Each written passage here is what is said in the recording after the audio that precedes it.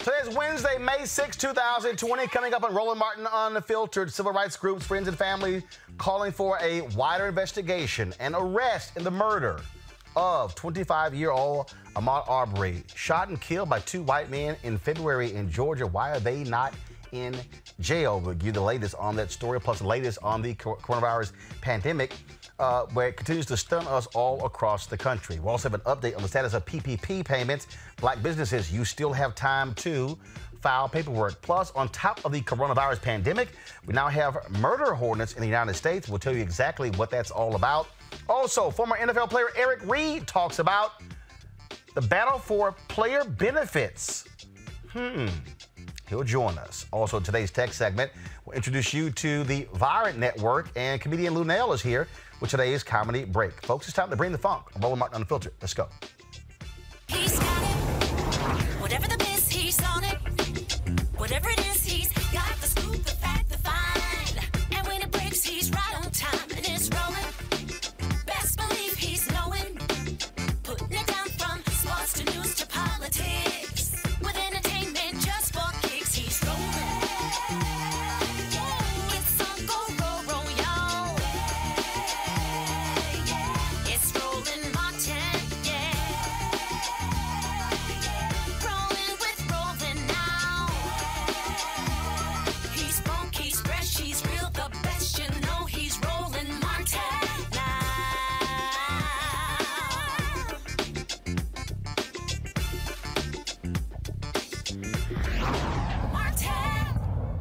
All right, folks, this stunning story out of Georgia. People still are talking about it all over social media. That is the murder of Ahmaud Arbery. How is it that the two white men who shot and killed him are not in jail, people? And, of course, this took place in February, Brunswick, Georgia, of course, where Ahmaud Arbery was jogging. He was then chased down by two white men, father and son, shot and killed, yet they have not been arrested. Here's a statement put out yesterday by the Georgia Bureau of Investigation. They said they have not been requested. It said the GBI has not been requested to investigate the shooting death of Ahmaud Arbery.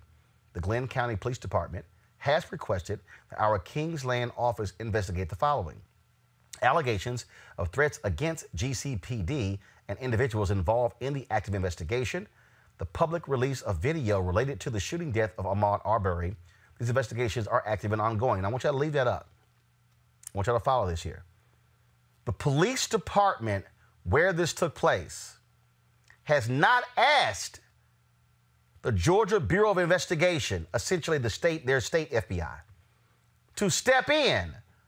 But they do want them to investigate threats made against the police department and individuals involved in the investigation. And how did the video get released? Now, keep in mind, that video is why the case is being referred to a grand jury.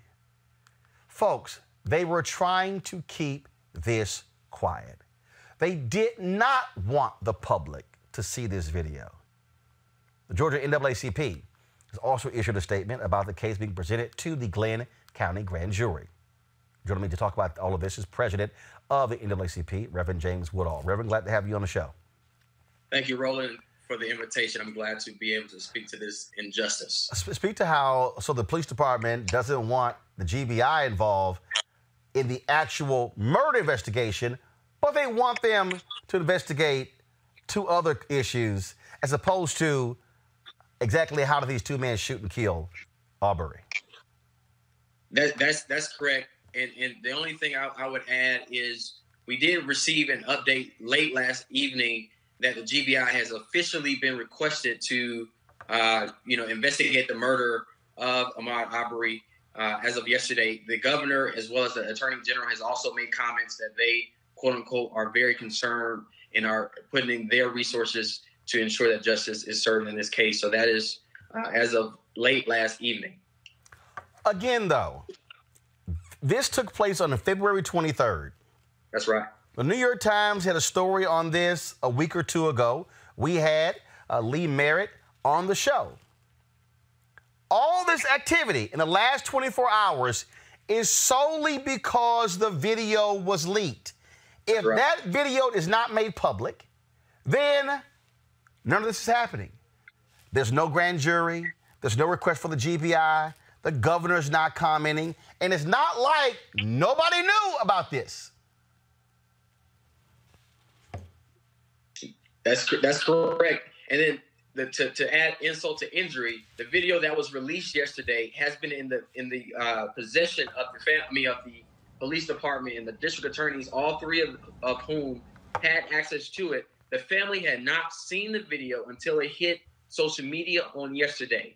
The family did not get the opportunity to see it and review it prior to it being released to the public, and therefore it was insulting as well as very troublesome to see and to deal with that. But the fact is, it's out now, and so we want justice for this young man. Well, and again, and the reason the family has not seen it, because the investigators kept it under wraps. That's right. I mean, until it's leaked, no one knew that there was somebody who was trailing. Then the original DA, George Barnwell, says that, oh, the person who shot that video was somebody who was assisting the McMichaels in the pursuit of Arbery. That's correct.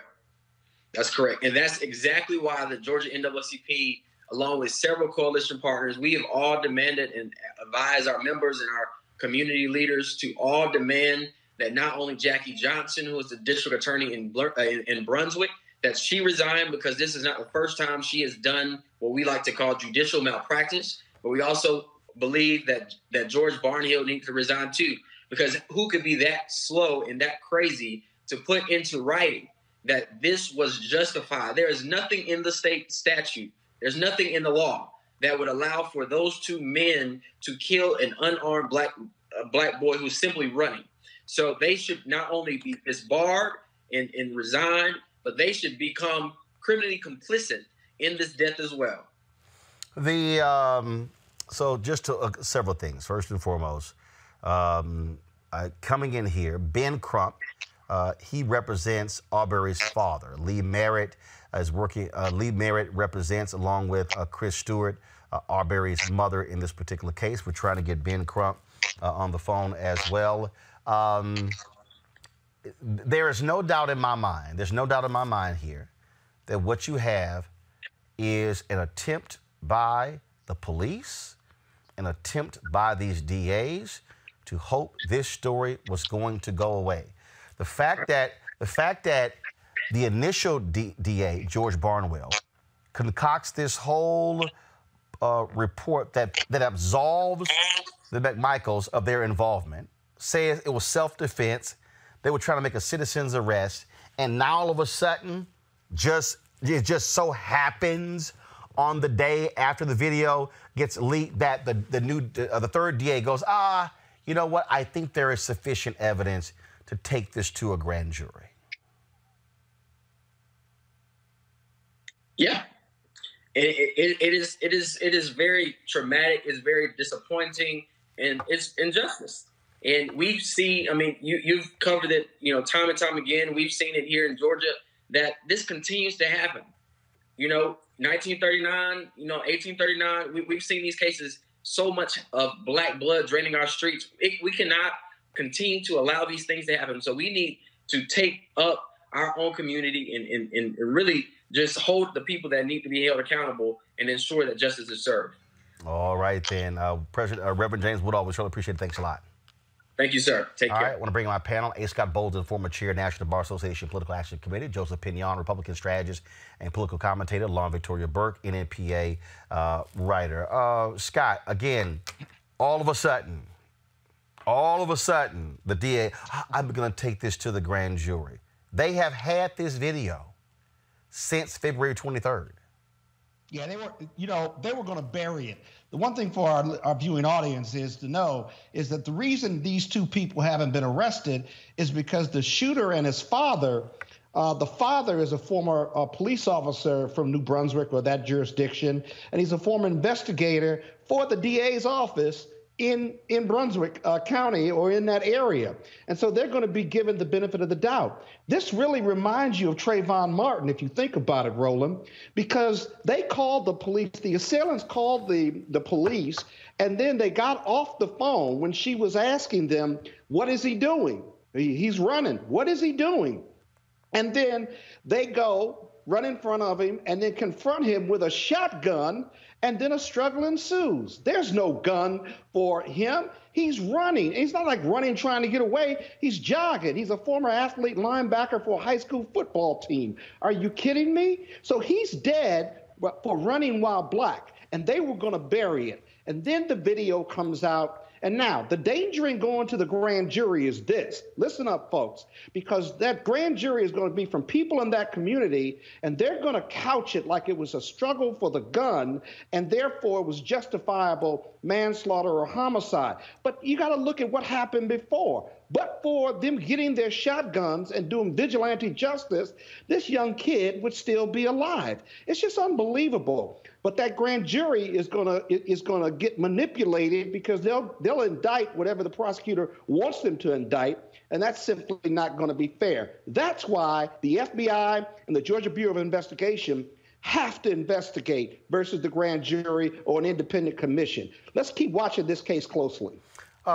Joseph, what's interesting here to Scott's point, not only as you begin to break down what they did here, the fact that this is on the third prosecutor. Yet the first prosecutor said our relationship recused himself. Second one did. Third one has had the case.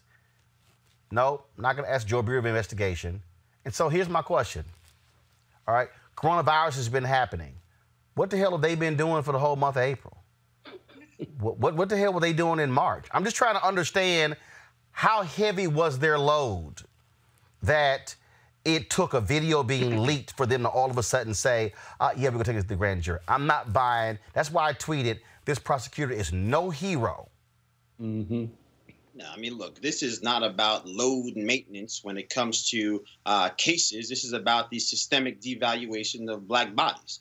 Started with talking about people being 3/5 of a human being, and it continues to this day. And so to me, I mean, I actually was struck. I remember, you know, our dear brother Timothy and Melissa in Cleveland back in what was it, 2012, got shot 137 times by law enforcement, unarmed. In a car. And, you know, I think I spoke to you at the time. I think I remarked that, you know, if you had shot at a wildebeest that many times, you'd probably end up in prison. And yet again, you know, those individuals not only did not go to prison, it took them 6 years to lose their jobs. So I think, again, you see time and time again that the people find ways of showing you just how little they think of us. And I think it's incumbent of us to start thinking of new solutions into how do we approach these things, right? You mentioned that we were on the third prosecutor right now.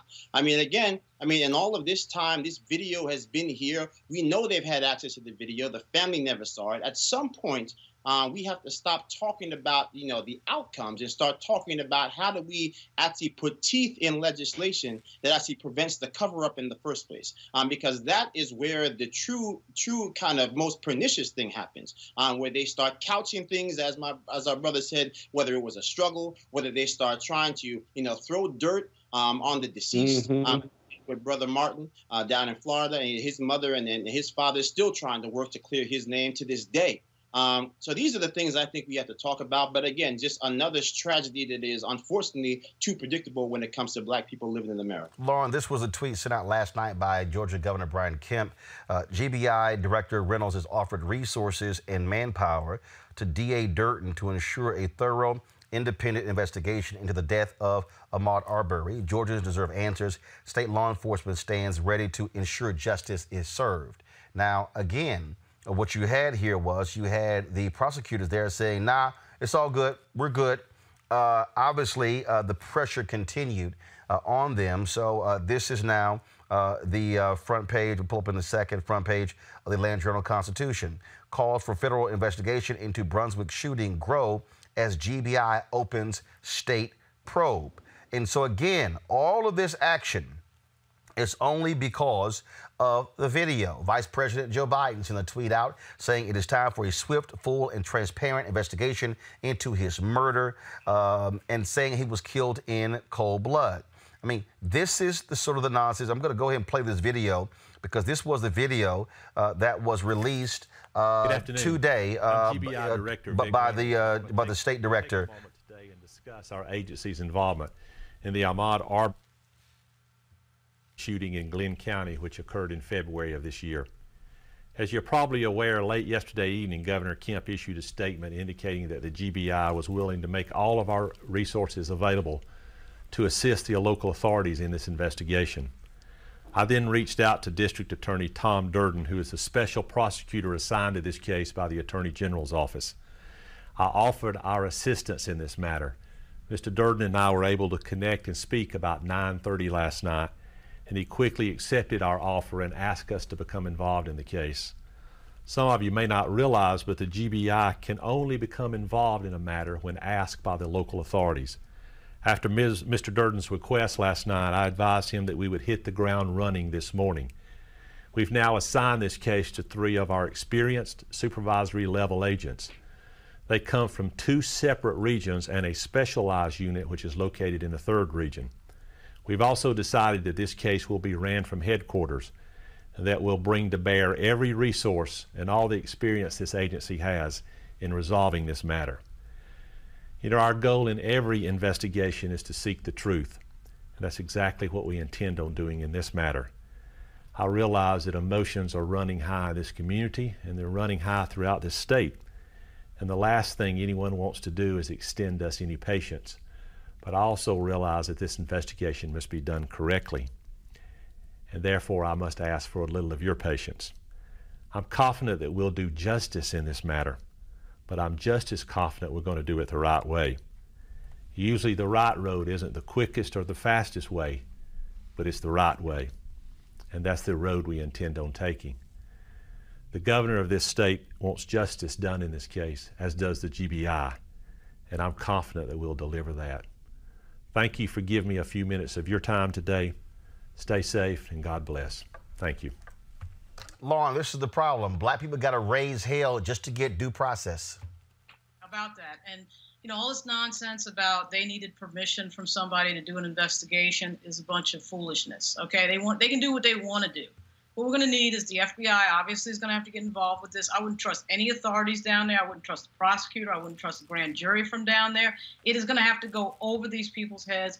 This case is probably going to be on the level of a Michael Brown, Walter Scott level thing that we always remember and turn to. And it's another example of how the advent of video and the technology and the world that we live in has allowed us to know about these things that we've always known were going on in Black communities. But the fact of the matter is, without the video, as you've said many times, Roland, we would not be sitting here talking about this. They would have buried, they would have let it go away, and all the pressure that we're seeing right now is happening because of the video. So the idea that they would have been doing this and they need patience and they need time and all this other nonsense, they've known about this since February 23rd. So why should we give them any deference whatsoever in terms of timing? It's completely ridiculous. But I would trust absolutely nothing in terms of what they're saying, what they do in the background, and what happens further. It has to go over this. And if Donald Trump really wants to prove himself, and all his little flunkies that think he's so great really want to prove themselves with the Black community, this would be an opportunity to do that. Well, first of all, they won't. And of course, you've got Alveda King, who's there in Atlanta. Angela Stanton, they're not going to say anything. Let's deal with what took place here. We talk about federal involvement. Scott, oftentimes what we hear is that difficult for the feds to get involved because of just how when it comes to trying to determine if somebody's civil rights statutes are violated. I remember my previous conversations with former Attorney General Eric Holder. In this case, here was somebody who was jogging on a public street. That opens the door, Scott, correct, yes or no, to his civil rights. Oh, it's not just he's on public streets. That jurisdiction gets federal funding too, and you can purposefully and with intentionality violate someone's civil rights. by attacking them or doing anything to them that violates the law, whether it's the Fourth Amendment or otherwise, simply because they're black or they're part of a protected class. So the short answer is yes. Well, you would have to establish that he was being targeted or attacked because he was black. But in this case, but the part of the other piece is that if you deny somebody their civil rights, meaning the ability to move freely, to be things along those lines, and so I think for a lot of people say, hey, federal investigation, civil rights violations, but it's a very fine line which holders often talk about that need to be broadened in his estimation. Because how do you show purposefulness, not necessarily a mens rea for criminal conduct, but how do I show that the reason he was targeted was simply to violate his civil rights? It's very difficult because the assailants will argue on the defense side that he was attacked and there was a struggle simply because they believed he was a burglary suspect and he was burglarizing a house being built, even though he had nothing on him and he was running by the house. Even if he ran through the house, the civil vigilantism or the justice vigilantism would never justify that. But you've got to have clear and compelling evidence that his civil rights were violated, and the sole reason for him being attacked was to violate his civil rights because he was black. That can be difficult for the feds. George, Joseph, this DA, George Barnwell, the first one who recused himself, he still, though, laid out the facts of this case, absolving these individuals, the McMichaels of this, stating that they were trying to make a citizen's arrest. This is what the Georgia Code says. Title 17, Criminal Procedure, Chapter 4, Arrest of Persons, Article 4, Arrest by Private Persons. A private person may arrest an offender if the offense is committed in his presence or within his immediate knowledge.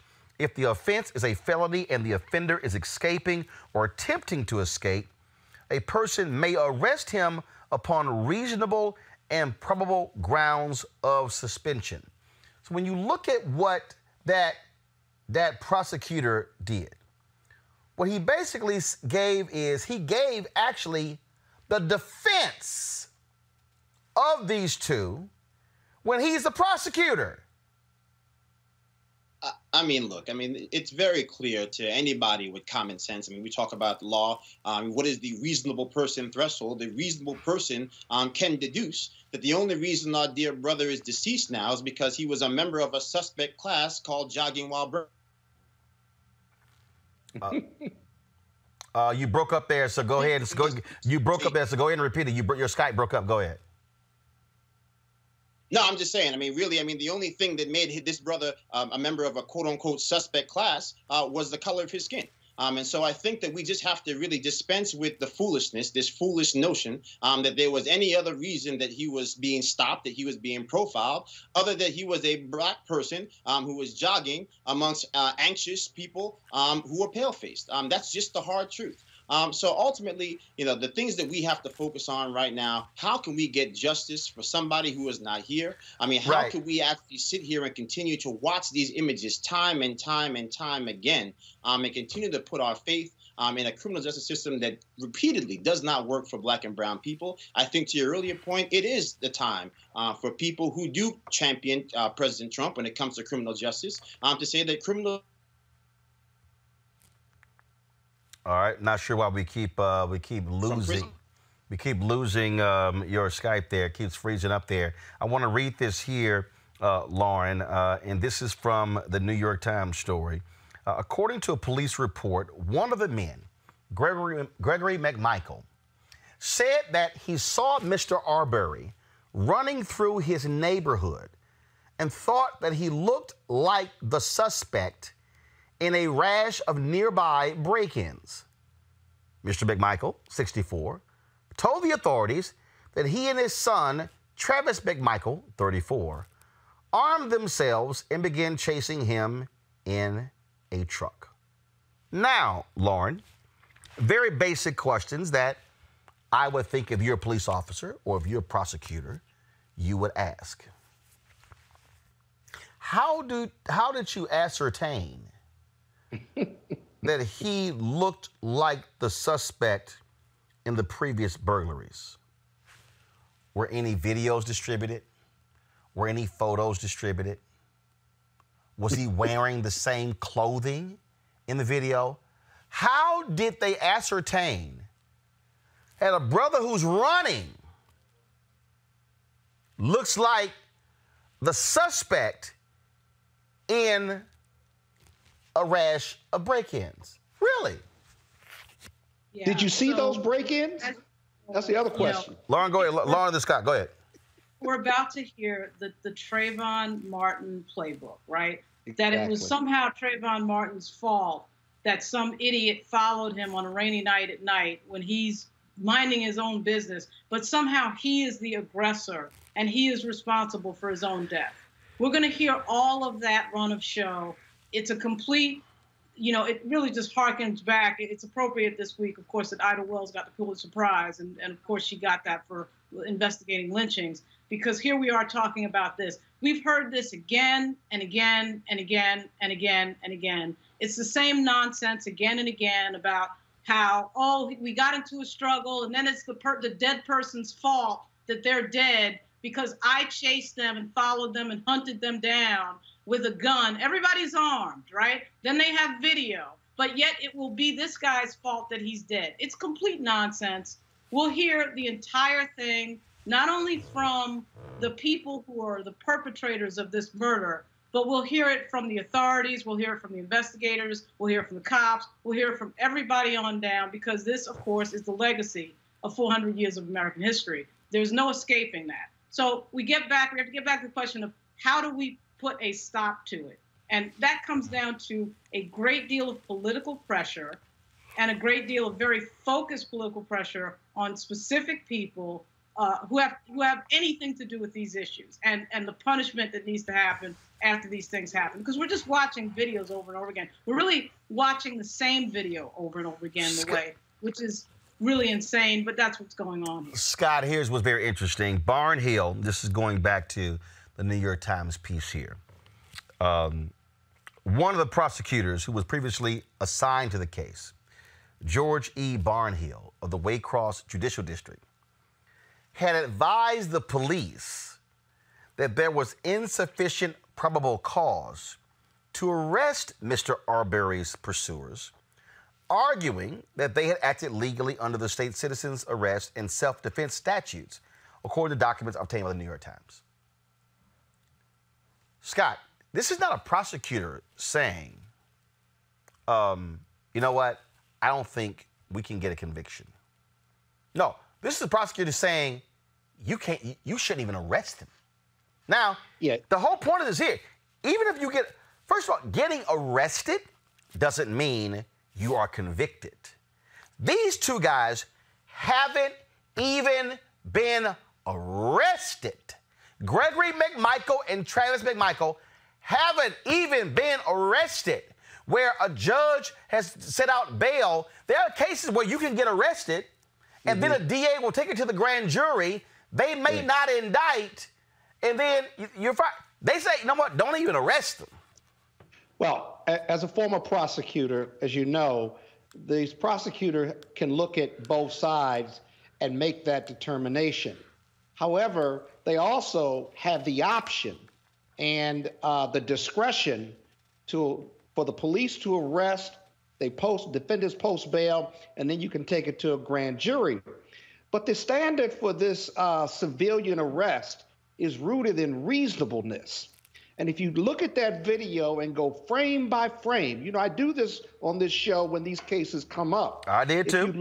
If you look at Arbor or the deceased, he's running and then he runs away from the truck and runs away from the son who has the shotgun. Then you see around the truck, when he comes past the truck, he sees the shotgun. These aren't police, and the shotgun is pointed at him. And he then turns and runs towards the shotgun to get the shotgun from the assailant, or who he believes to be the assailant. There's nothing unreasonable or nothing reasonable about what these two vigilantes did. Yes, there was a struggle, but the analysis and the evaluation by the prosecutor and the police cannot begin with the struggle. It's got to begin in the whole video, in the beginning to the end, because the struggle is only part of the problem in the case.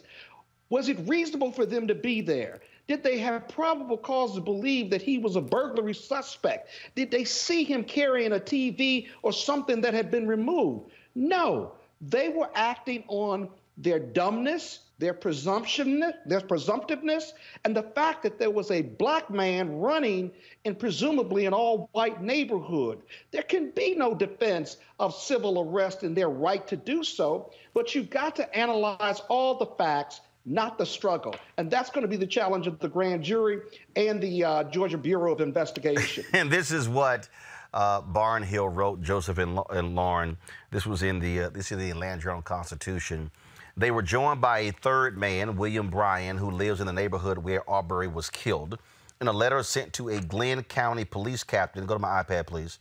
In a letter sent to a Glenn County police captain, Barnhill wrote that the three men were in hot pursuit of a burglary suspect with, quote, solid first-hand probable cause. Really? Wow. I mean, it's a lie. I mean, this Right. the whole narrative for all of this stuff is always predicated on a lie. It's this notion that somehow that the burden must be placed on the deceased to somehow rise from the dead and prove that they are not only a good human being, but also not guilty of the crime for which they were believed to have actually committed, which upon further evaluation never occurred. So I think we just have to, almost dispense with just, kind of talking about it. I mean, it's just heart-wrenching to talk about it. We have to talk about it, obviously, but talking about it in a way as which even now we, here amongst the living, feel as if we have to try to, basically prove what should be obvious to any simple person who cares about justice, who cares about goodness, who has a shred of honesty and compassion in their heart, to say that this young man should not be buried. That he should be here in the midst of this corona crisis to comfort his family, to be with his loved ones, and he's not. And it's solely because of the color of his skin. And until we can say that frankly and begin to organize, not in random marches, not in Twitter hashtags, but to really organize and leverage power in a meaningful way, we are going to keep having the same conversation over and over and over and over again until our eyes fall out, as Lauren alluded to earlier. Lauren, last quote here from Barnhill. He wrote, it appears, iPad please, it appears their intent was to stop and hold this criminal suspect until law enforcement arrived. Under Georgia law, this is perfectly legal. Protesters are also calling for the police chief of Glenn County to step down. Well, Lauren, he's got his own issues. Go back to the iPad. John Powell, who's currently on administrative leave with pay in Glenn County after being indicted on charges of 3 counts of violating oath of office, 2 counts of influencing a witness, and 1 count of criminal attempt to commit a felony. Those charges stem from an unrelated case. Really? Yeah, and of course he's walking around and everything is great. Look, until we get the level of political power that we need to stop these things, they're going to continue. It is built into American history. It is not new. It requires some real political power, and really, I hate to go back to what Sean Puffy Combs said last week, because I didn't particularly agree with it for all the reasons that you had outlined, Roland, but it does at some point become a quid pro quo question, right? We need to stop these things from happening, or you don't get this thing, And until we get to that point in our politics where we're doing that, where we're actually withholding some of our political power until we see something that stops happening, I don't understand how. I don't get how we stop this. It's the exact same conversation that we had around Trayvon Martin. The big banana in everybody's tailpipe at that point was the Stand Your Ground law. And of course, what we find is that only black people end up dead and they always are the ones that somehow can never be standing your ground when something like this happens. So I'm not a big believer in getting into the finer details of this nonsense, because it really is the same thing over and over again with the same dead people, with the same skin color, with the same perpetrators. So we're going to have to go big picture and really look at what really stops these things from happening. I can name a few things, but unfortunately they're all extrajudicial, so within the law. So it's kind of we're not dealing as African Americans in a system that's fair to us. We've got to start with that notion and stop thinking that somehow that's going to just change automatically. And of course, we've heard nothing from the current occupant of the White House. Like I said, Vice President Joe Biden has weighed in. And so we'll continue to follow this story, folks, to its conclusion. All right, as of today, there are 1.25 million cases of COVID-19 in the United States. Folks, 205,000 people have recovered, yet 74,102 patients with the virus have died. Talk about pure devastation. New York Governor Andrew Cuomo gives his daily update to the media. Here's what he said today. Our total hospitalization rate is down again. You see this curve. We talked about it on the way up, which was a painful journey. We talked about it at the quote-unquote apex, which turned into more of a plateau, a flattening. And now we're seeing it gradually decline. We would have liked to see a steeper, faster decline, but this is where we are, and it's a painfully slow decline, but it's better than the numbers going the other way. You see it on total hospitalizations, you see it on intubations, and you see it also in the number of new cases per day. This is important because while we're seeing that hospitalization rate go down, and you see the number of new cases going down, those number of new cases are still problematic, right? So it means 600 new cases yesterday. With everything we've done, we still have 600 new cases yesterday, either walking in the door to hospitals or people who are in hospitals who were then diagnosed with COVID. But that number is also going down.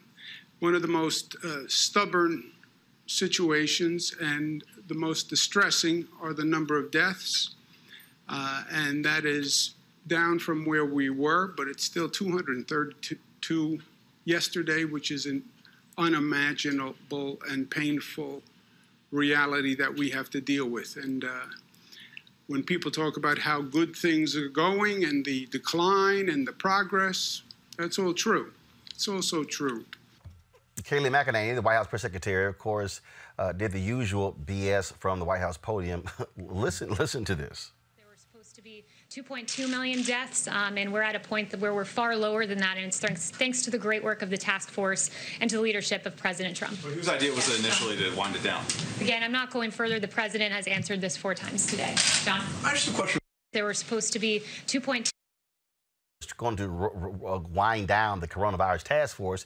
Then, of course, got lots of criticism. And Donald Trump say, "Oh no, I didn't realize the task force was so popular. So we're going to keep it going." And then, of course, when McEnany was hit over her previous comments with regards to what she said about coronavirus, then what they usually do in this White House, they want to pivot to the media. Watch this. Kayleigh, in a previous life, before you were press secretary, you worked for the campaign, and you made a comment, I believe, on Fox, in which you said President Trump will not allow the coronavirus to come to this country. Given what has happened since then, obviously, would you like to take that back? Well, first, let me note, I was asked a question on Fox Business about... So, again, this dancing that they're doing with these people, the dancing that they do is quite interesting, okay? How they play these games with words, how they play the world tour. Then, of course, McEnany comes back to her favorite one, how we're leading in testing. Good afternoon, everyone. I'd like to direct your attention to a very encouraging graph regarding test results. It'll be over my shoulder and hopefully on the screen for those of you watching on television. As this chart shows, the United States has to date completed 7.5 million coronavirus tests. It's an extraordinary number. And as you can see, the United States leads the world in testing. This graph is no accident. In fact, this graph is a testament to American innovation, including the work of the Trump administration. For example, the FDA has issued over 70 emergency use authorizations to expand testing capacity. To accelerate the development of therapeutics and vaccines, there are nearly 80 clinical trials ongoing. Oh, 7 million tests, Lauren. And then later she talked about, no, it's silly that we should talk about testing everybody. Right. The death total increased 3,000 overnight. Folks, right. we're gonna, by Monday, we're gonna exceed 80,000 people dead. But I love how all of a sudden they're trying to latch onto the initial model of it could be upwards of 2.2 million. Well, you know, it was 2.2 million, and we've only lost 70,000, so we've done a great job. Yeah, well, let me tell you, my prediction for this entire thing is that in 181 days, Joe Biden will be elected president. This is one of the worst disasters in American history. I mean, I don't need to say it again, but I guess I should just say it because we're in a Trump segment. This president is deeply incompetent. He is obviously very dangerous. This is the guy that 2 weeks ago told everybody to inject Lysol, into themselves. And his level of incompetence is so dangerous and so deadly, it was bound to catch up to us, and it has caught up to us. Because he could not read an intel report and wanted to talk about vaping, there are 74,000 Americans who are dead that should not be. He could have prepared for this. He didn't. As we know, he closed the office that deals with pandemics that Barack Obama, of course, funded and touted and obviously had operational, because he's stupid. And now he's going to ramp things down because he thinks he can PR his way out of this, which you can't, because there are 74,000 people who are dead and counting. So now what he's going to try to do is try to pretend this isn't happening and get back into some sort of campaign mode, because that's how stupid he is. That's how morally bankrupt he is. Joseph, Joseph, talk about moving the goalposts. The people at The Daily Show, they really did it best. Watch this. Do it. You would have had 1 million people, 1.5 million people, maybe 2 million people dead. But we're going toward 50 or 60,000 people. It looks like we'll be at about a 60,000 mark. 60, maybe 65,000. 65,000 people. 70,000, 75, 80 or 90,000 people. 100,000. And I think we're going to beat that. If we could hold that down, as we're saying, to 100,000, so we have between 100 and 200,000, we all together have done a very good job. Wow, Joseph, great job.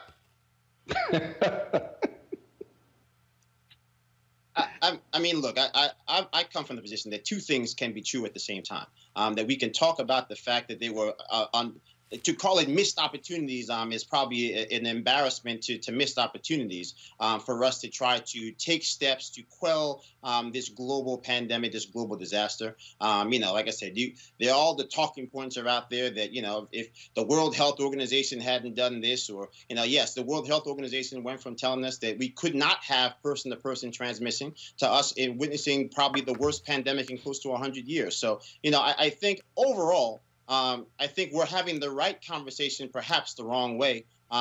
We could talk about the fact that maybe the president didn't tell people to inject Lysol, but he should have some level of awareness that as the leader of the free world, in a world where children will, swallow Tide Pods.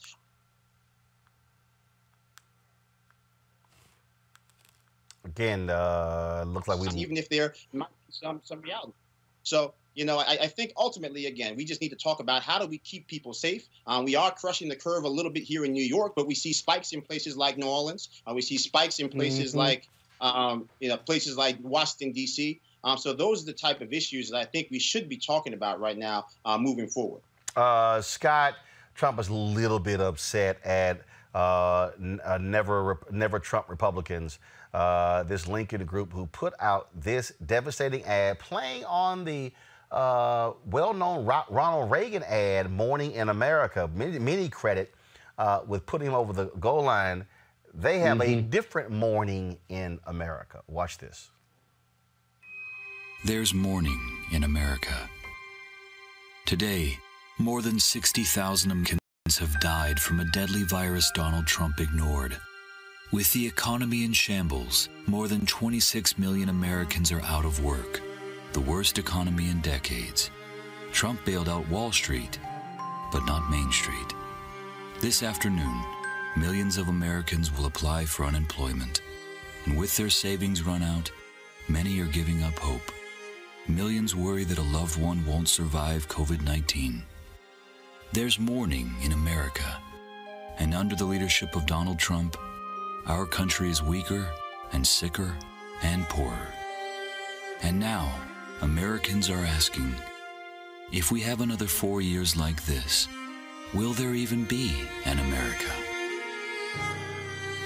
Paid for by the Lincoln Project, which is responsible for the content of this advertisement.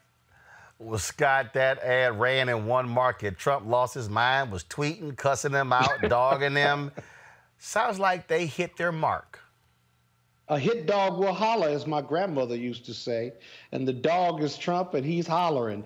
But the best line in that, and it's undeniable, that America, what did the ad say? We're weaker, we're poorer, and sicker because Donald Trump ignored this deadly disease for 70 days or more. This is undeniable. And you see that the people in line with masks on were black, white, yellow, and brown. And so Donald Trump wants to get the economy going and wants to tout how many tests we have. But he had a hand in, it feels like he had a hand in some of these deaths. It's not fair to give him, to blame him for all of it. The disease is deadly. But how many lives would be saved? How much safer would we be had he read the reports in the White House in January, in December? The testing and that chart that Kayleigh put up, that's completely misleading. That's what you've done after the fact. Once the disease has dominated American lives and taken American lives and more than in the Vietnam, and that we have 1.2 million infections because we didn't act swiftly, that we ignored it for 70 days. You've got to look at the full story in evaluating this White House, and they get an F, not for their response, but they get an F for not responding for 70 days. One of the issues that we're still talking about, of course, is PPP. That is the loan program for small businesses. On Monday, we talked about what this means for African Americans. That is critically important because many small businesses out there are suffering as a result of the coronavirus pandemic. Returning back as Kenneth Kelly, Chair, National Bankers Association. Kenneth, we had you on a couple of days ago. What has been the response from black businesses since we last talked on Monday to today? Roland, thanks for having us again. The response is increasing. It's not increasing fast enough. And so your messaging is getting the word out there. We knew we had an awareness problem of this, Roland, and the intent is to be sure that people know about this and they can apply for it. There was a call today that you guys had with Treasury Secretary Steve Mnuchin. What was discussed there? Yeah, we talked about some of the mechanics of trying to ensure that it expands. And let me give a disclaimer. He was not able to make that call because of some things going on, but his chief of staff was on that call. Also, Ivanka Trump was on that call. So we had, I'll say, high levels of government involved in the discussion. And we talked about some real particular things that hopefully can help elongate the potential of individuals being able to apply for this process. What we do know is that the burn rate and the amount is slowing down. So that doesn't mean everyone has a lot of time to participate, but it just suggests that there may be longer than originally expected. So we need businesses, in particular sole proprietors and 1099 individuals, to go ahead and be prepared to apply for this program. And as we said on Monday, you might have a banking relationship with a particular bank, but you can apply for this program with other banks, with other community financial institutions. Yes, that's correct, and that still stands true. I think we had given out actually our email address, which is pppl@firstindependence.com, as one option. But we would encourage you, whether it's through your existing bank or another bank, that you fully engage. If you are a business owner, you have the option to engage and participate in this process. All right. So again, folks, if you go to nationalbankers.org, give a list of those black banks or banks for people of color there on the website. What else do you want businesses out there to know? Just to know that we need to be fully engaged. You know, we are going through a very slow period in this economy, as you know, Roland, and we need individuals, in particular in the minority communities, who sometimes get left behind, to fully engage. If you don't know the answer, ask someone. Feel free to make yourself vulnerable and participate in this process is the word that I would encourage everyone to do, Roland. Oh. And by the way, I spoke with John Rogers prior to this call. He told me to tell you hello. All right, of course, John Rogers, Aero Management there in Chicago. Great guy. Kenneth Kelly, Chair, National Bankers Association. We appreciate it. Thanks a lot. Thank you so much, Roland. Take care. All right. Again, folks, the website is nationalbankers.org. At the end of the day, if you don't apply, you sure as hell can't get any money. And so we need all of our black businesses to apply, because we have to make sure they stay afloat. Look, you got 2.6 million black-owned businesses in America. 2.5 million only have one employee. And so we understand how difficult it is. And so we need for folks to be able to file that paperwork. Don't assume you're going to get a rejection. And look, file through several banks. Whichever one calls and says we processed it, that's who the hell you go with. That's what we did. Okay, so we did that, and so just like, look, we are a black-owned business, and we did the exact same thing as many of you did not just sit and wait, and so we want more of our businesses to do that, to file that particular paperwork. Real quick, I want to talk a little politics here. New Monmouth poll shows Joe Biden with a 50-41 lead over Donald Trump. What's interesting, Lawrence, that when you look at that Monmouth poll, Joe Biden is only down 2 points to Trump in the category of men, has a 20-point lead among women. As he should. I mean, his policies certainly are better than Donald Trump's, and we know the history of Donald Trump. So it would be very disturbing to see the results that we saw in 2016 with regard to women and Donald Trump. It would be very strange to see that against anybody. I thought it was particularly strange to see it against Hillary Clinton, but Biden as well.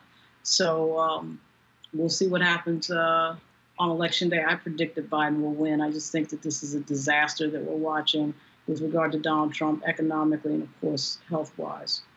The issue, one of the things, Joseph, obviously, this is May. Election is in November. But the reality is this here.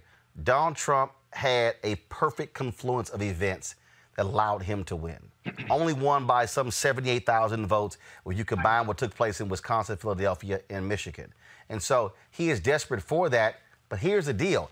He's not running against somebody who's hated by a lot of people in Hillary Clinton. And so it's a different sort of election. Just your thoughts on how this election is shaping up.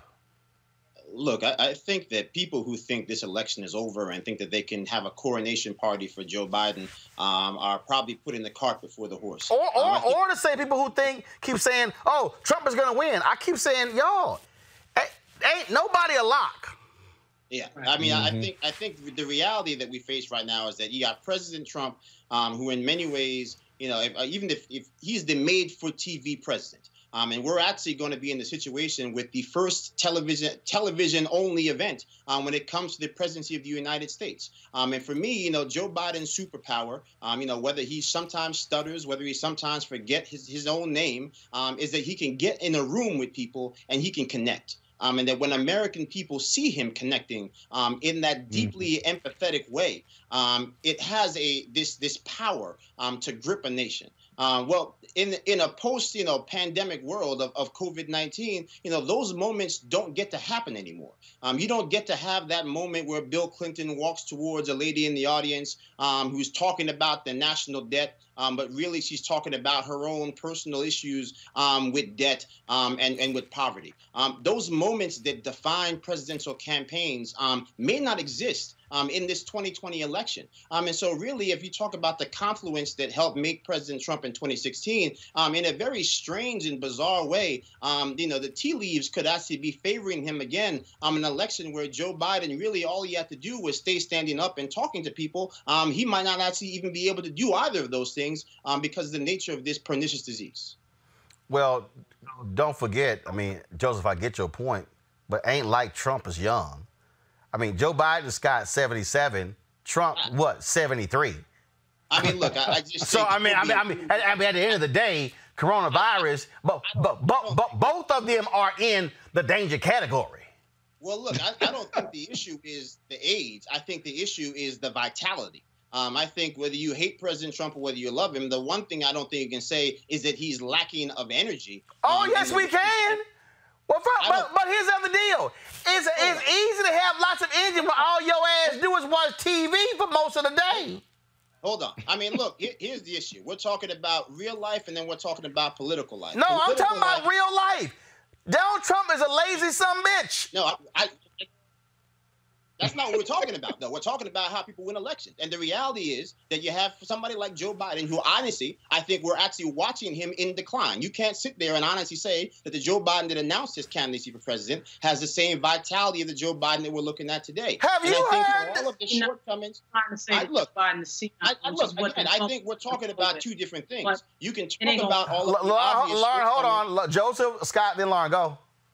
Yeah, I mean, you can talk about all of the obvious shortcomings about President Trump. We knew them before he got elected president. They've been on full display, most assuredly, during this pandemic. But that has nothing to do with the fact that if you talk about the reasons why people voted for him, the cult of personality, that is very much still there. And I think, again, my point is that the things that people decide elections on, how they feel about somebody, did they have those moments along the trail that galvanized them? I think that the things that Joe Biden does best, he will be robbed of that because of the fact that we're in this situation where you can't have the rallies, you can't have the town halls with the audience members, you can't have those interactions with him in the crowd, talking about Bo, talking about the things that make Joe Biden the Joe that everybody loves. Actually, Scott, that does favor Biden because you can run a far more scripted campaign. What the criticism of Biden has been are the unscripted moments. Yeah, I agree with you. I understand what Joe is saying, but I think you can get to that through TV and the internet. Here's the problem the Republicans will have, and they can have $1 billion, is that every day Donald Trump is showing why he shouldn't be reelected, first of all, whether it's the pandemic or the economy and what have you. The other thing is he can't grow past his 40%. The independents and the moderate Republicans are looking for an alternative. Hillary was not that alternative in 2016. Joe Biden is a reasonable alternative. But black folks are going to come out and vote for Joe Biden. And because Joe Biden connects and he shows empathy across the board. The other thing about that Monmouth poll that you have not talked about is that it shows that he's got a 20% lead on women and that these sexual allegations, whatever you think about them out there against Joe Biden, the one young woman, or maybe it's two now, compared to the 20 against Trump, the Republicans can't drive that narrative because your eyes glaze over. Secondly, because of Biden's empathy and his heart that he wears on his shoulder, I think there's a fair amount of trust by men and women in Joe Biden caring about the best in this country. And you're not going to have the Comey effect. Biden isn't the boogeyman that the Republicans and the White House want to have. And so this ought to be simple. It won't be easy, though. And you got to continue to fight for every vote. And people have to vote to ensure his success. Lauren, look, first of all, again, it's still extremely early. A lot of things are going to be coming out. But here's the deal. Trump was bemoaning the fact that the coronavirus may very well be this election may be a referendum on how he handled this. Here's the deal. If we continue to lose 2,000 and 3,000 people a day, trust me, he can't try to dance around by saying, oh, we did a great job. It was absolutely amazing. Right. 300 people a day in New York. No way. Which, by the way, is the average for the murder rate in New York the last seven or 8 years, 300 a year in murders. They're losing that a day in New York. He's not going to avoid these stats.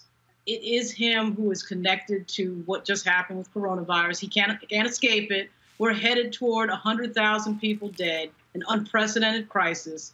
And he's rage tweeting about the Never Trump Republicans. I mean, so what Scott said is absolutely correct. It's like every day he's showing us exactly why he should not be reelected. And the fact that Hillary Clinton wasn't even all that great of a candidate and still gets 3 million more votes than he did would tell you all you needed to know. I mean, Biden is not going to have that problem. He's not going to have the Pennsylvania problem. He's not going to have the Wisconsin, Michigan problem. All he has to do, really, in my view, is stay upright. And not only do I think the presidency is going to be won by the Democrats, but I think they're going to get the Senate, because there's 3 seats that are looking shakier and shakier. And when you got your top of the ticket being an idiot on a daily basis and reminding everybody why they shouldn't be elected, that typically filters down into places like Colorado and Maine. And I just think, and probably North Carolina, and I think they're going to lose the Senate over it, because this isn't going to change anytime soon. Democrats pick up 4 seats. They take over control of the United States Senate. We'll certainly see what happens. All right, folks, you've seen this story. Roughly 2-inch-long insect known as the murder hornet has made its way to the United States for the first time ever. As if we don't have enough to worry about. Just the nickname of the Asian giant hornet is enough to make you panic. Well, exactly what should we do? Entomologist Dr. Samuel Ramsey joins us right now. All right, Doc, should we be worried about this damn murder bug? Well, that actually depends on who you are and what you like to do for a living. Okay. So everyday human beings probably don't need to be worried about what we're calling the murder hornets. And it's the Asian giant hornet, but now that they've gotten this publicity around the name murder hornet, it's all that anyone can talk about. They're typically found out in forested areas. And so if you happen to be a hiker who enjoys hiking in forested regions, there might be something for you to talk about there. And if you're a beekeeper, so beekeepers have would have some concerns if these hornets make it to their area of the country. Nah, Doc, I ain't keeping no damn bees. Well, so I'm a golfer. Think about okay, I'm a golfer. I'm outdoors. So is that an issue? Is that an issue? So first of all, the first thing that needs to be said about this is that we have only found the murder hornets in 1 state in the United States and only a few colonies. Where was that? So Where was that? At Washington State. Oh, so it's an invasive species. Hold on, don't worry about it. Not many black people there. I'm sorry, go ahead. I'm messing with you. Go ahead. It's an invasive species. And so since it's from Asia, right now we are watching the spread of this organism. We're hoping that we'll be able to slow the spread of this creature. And what a lot of people have been asking me is, well, what exactly would speed up the spread? What would make it spread more? And it's if people move things around, like this is an organism that sometimes nests in potting material, in mulch, in siding, in things around houses, in forested areas and in ornamental plants. And if those sorts of things are around, they can be a problem. But that's not going to happen very much in the COVID-19 era, because right now we're supposed to be indoors. How do we kill it? How do we kill it? So right now, a lot of individuals who are trying to get rid of these creatures are killing them with pesticides. There are targeted pesticides that can kill wasps, hornets. But right now, the best thing that you could do would be to simply, if you were to actually encounter a hornet nest in the wild, stay away. Don't be a hero. Like, we don't need anybody to be a hero in this context. In the COVID-19 era, we are telling everybody that you can be a hero by staying home. In the murder hornet era, please don't try to be a hero by thinking you can kill these creatures. Their nests can have hundreds of hornets in them. Their stings can be very painful, can cause necrosis, multiple organ failure if you get enough stings. We do not have time for anybody to be trying to play games with these creatures. But as I've stated before, they are currently only in Washington State. And we hope that we'll be able to contain the spread of these organisms and at least slow it down so that they won't be found in most states in the U.S. Well, I'm going to tell you right now, I ain't doing no damn camping. I ain't doing hiking. So all that's I'm just letting you know. So, I mean. Roland. This is about equality, sir. Like, we black people as hikers. Walk your ass on. Walk your ass on. Go. Look, my wife like hiking. You know what I tell her? Enjoy yourself. Damn that, man. I'm going to play golf. Okay? That's where I'm going to be. You know what? Well, you know what I would love to see? I would love to see more black beekeepers. So I'm a beekeeper. My father has recently taken up beekeeping. Bees are very lucrative, great for the economy. And so we would love to see more black beekeepers, but I don't think the whole murder hornet situation is going to help much with that. No, hell no. First of all, with black people, the moment you say bee, we ain't messing with bees. Huh. Come on now. You know doggone well, when a bee come by somebody black, they lose their mind. This is true. Thank you. So there. So we ain't even getting to the keeper part. We stuck on the bee part. But consider for a moment. This is an element of the economy that we're not a part of at the moment. Right now, $18.2 billion a year come in through the pollination of honeybees. Without them, we wouldn't have a good 3/4 of the fruits and vegetables we eat on a regular basis. They're an incredibly lucrative organism. All you need is a bee suit, and you never have to worry about being stung. So at this point, I think that it's a shame that when I go out and give presentations to beekeepers, I'm the only brown person in the room almost every place I go. All right, black people. All y'all who are on YouTube and Facebook and Periscope watching right now, if y'all want to go mess with some bees, y'all call Dr. Samuel Ramsey. So, Doc, why don't you go ahead and tell them how they can contact you if they want to run around and play with some bees? Absolutely. If you want to run around and play with some bees, you can find me on Instagram at sammy.david. I can give you information there. You can find me on Facebook, search Samuel Ramsey. I am the brown one, leaning on a bee colony. And if you are interested in honeybees, remember that they are a fascinating organism and they are essential to the environment.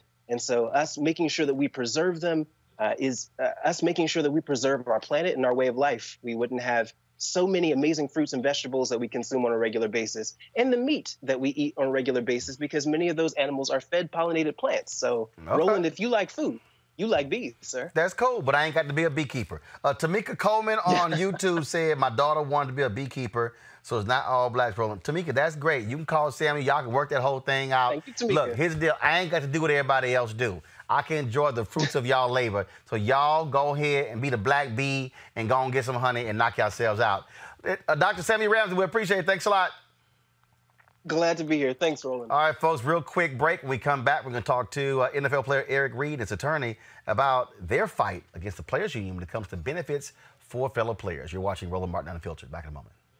You want to support Roland Martin Unfiltered? Be sure to join our Bring the Funk fan club. Every dollar that you give to us supports our daily digital show. There's only one daily digital show out here that keeps it black and keep it real as Roland Martin Unfiltered. Support the Roland Martin Unfiltered daily digital show by going to RolandMartinUnfiltered.com. Our goal is to get 20,000 of our fans contributing $50 each for the whole year. You can make this possible. RolandMartinUnfiltered.com.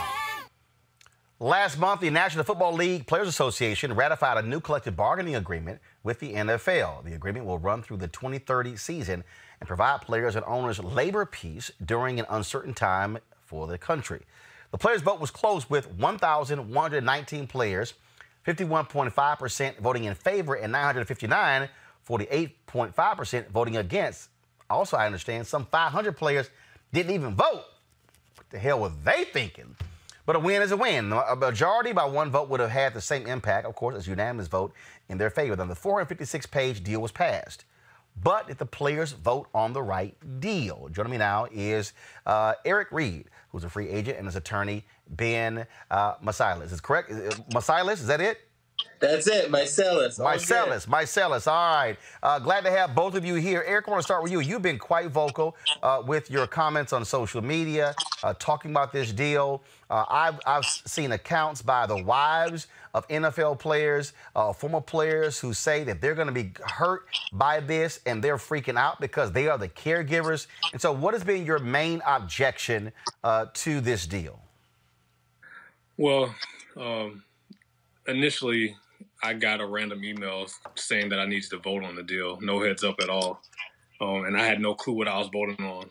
So I asked Ben to review it for me because I'm not a lawyer, and it's a contract, 546 pages. And through his revision and his review, he found a litany of issues that he thought would impact players. One being the change to disability payments.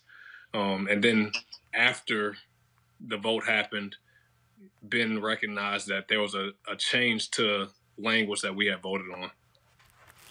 And so, but even when it came to that language, what I keep hearing from these wives is they felt that this deal gives short shrift to these players, and many of them dealing with some serious medical issues as a result of their playing days in the NFL. Yeah, and so one of the biggest problems are that these guys sign total and permanent disability agreements to receive their health benefits. Now, this means that they can never work because of their disabilities. The contracts that they signed to receive these benefits were for life. And now the NFL and the NFLPA are going back and retroactively changing that language and saying that it is no longer for life, among other things, which Ben can speak to more in depth. Ben, go ahead and jump in. Yeah, I mean, look, one of the most important things of any union is not just to protect your most powerful members, but to protect your most vulnerable members. And one of the most shocking things is at all aspects, the quote-unquote trade-off they made was drastically reducing disability benefits and reducing disability benefits from a $250,000 a year cap to $48,000 to applying offsets to players who are guaranteed certain disability benefits for life that drastically would reduce their monthly payments that they were promised, and also mischievously changing the definition of the very word disability. Normally, it was based on what the Social Security Department claimed. If you were disabled by the government, that was good enough for the NFL and the NFLPA. Now, the criteria is going to be made by the disability plan, whether or not you're disabled. And we've heard from players, people who can't even walk down the block when you didn't have the Social Security qualifier would be claimed to be perfectly fine and not disabled. So the Social Security qualifier was critical. And so really you've thrown these disabled players completely under the bus. You've called them a trade-off, and the NFL has built their league in billions of dollars off the backs of these players from the 80s and 90s. And so we sent our legal letter. You know, Eric held these incredible town halls that he can speak to where the wives spoke. And fortunately, the NFLPA has recognized this week, they said, we will be reevaluating the situation because I think they've recognized they've made a mistake, and that's because of the great advocacy of Eric Reid. So where do we stand now? So we say it was ratified, but they also said that, yeah, that was an alteration. Eric, you said revote, correct? Yeah, look, I followed the advice of my lawyer, Ben. And it doesn't take, I'm not a lawyer, but it seems disingenuous for there to be a vote to take place and then for the language that we voted on to be altered after the fact. It doesn't seem right. It doesn't seem legal. And according to Ben, it's not legal. So something needs to be done about it, whether we revote or nullify the CBA. Something has to be done here. Ben, is it going to happen? Is it a long shot? You know, the good news is, as I've said, it's a step in the right direction. Initially, reflexively, the NFLPA and NFL, criticized Eric, but kind of once again, Eric is right, and they recognize that they've made the mistake. So as I said, it's a step in the right direction that the president of the PA said we will be reviewing and reevaluating the decisions we've made with disabled players. That came out as recent as early this week. But as I've, said in interviews, those are just words. And we've heard idle words from the union over and over again. And I've made it very clear, we will be bringing a legal action if those are just words. If they want to do the right thing, they want to help permanently disabled players, they want to restore the benefits that these retired disabled players were promised, I'm not going to file an unnecessary legal action. But if it's just idle words and a PR stunt, and they say, hey, we're going to reevaluate and do nothing, of course, we're going to sue them. I don't think it's a long shot. Hey, when you change a contract and you change a comma or a period in contracts in the law that I do, you have to flag that and say, hey, I'm making an alteration. When you make a change that reduces disability benefits for 400 players and you claim that to be non-substantive, I've never heard of that before in my life, yet alone where the impact is so substantial, which is precisely what they did. So is it a long shot? No, I think it's logical. I think it's legal. And I think that's why the PA has recognized it. And I think we all have to thank Eric Reid for bringing this to the attention and bringing it to the forefront again. Questions for my panel here. First, I want to go to Scott Bolden. Scott? Hey, you all. Scott Bolden here. Hey, Ben, you and I both know edits or corrections for typos happen all the time in contractual negotiations when there's a final product. But this is a really huge and important issue because there are more offsets for players who filed before 2015 than after 2015. And so it ought to be pretty simple and direct to show that there was substantive changes. The real question is, do you go to the NLRB that historically will take forever to change this, or do you just go to federal court and seek a temporary restraining order or a permanent injunction? That's a great, it's not only a good question, it's a great question. And frankly, it's a debate that you have, right? You'd love for the NLRB to do the right thing here, but I'm with you that, it would take forever. Here's what we know. By 2021, the impact, the thing takes effect, the changes take effect. So it would not necessarily be a preliminary emergency injunction, especially given court closures, given COVID, but it would certainly be injunctive relief. And as we got closer to that 2021, the necessity for an emergency, based on my analysis, would seem to be triggered. So it will get to an emergency position soon. So I think it looks more and more like a TRO. And I think it's framed very simply, which is what you discussed. You made a dramatic change that impacted the lives of hundreds of people and reduced their disability. You want to claim it's non-substantive? I think any logical reading would be it is substantive. Judge, make a decision and restore these benefits and excise that provision. But the other thing is, what's interesting about this case, Roland, is that the NFL and NFLPA, neither one of them want to go back and do this. And they probably got their own reasons. And so we ought to watch this case closely. Yeah, $12 billion. Right. That's why. Lauren Victoria Burke, your question for Ben and Eric Reid. Yeah, Ben and Eric, how you doing? I was going to ask a question like that. Why would this change have been made in the first place? It would be my guess that there wouldn't be that many people involved in terms of these types of benefits. But Roland sort of just answered the question with regard to money. But I'm wondering, does anyone have any clue about why this change was made or when it came up? And Eric, on a personal note, I really enjoy your Instagram, particularly your last photo 9 hours ago. But does anybody have any idea why this came up? Yeah, I think as the science has evolved, it's become clear that essentially 100% of retired players will be retired disabled players, and many of them will be permanently disabled players. So I think the owners and the PA looking at these issues, especially in light of the concussion cases, see this as an area that could be potentially very expensive for them and can to their profits. So that's why you've had this push to have this incredibly long CBA, 10 years, and to lock in caps, because I think they realize that the science is going to show that if you have hundreds or thousands of players claiming disability, potentially for $250,000 a year for life, which was promised, that they think that's going to cut into profits.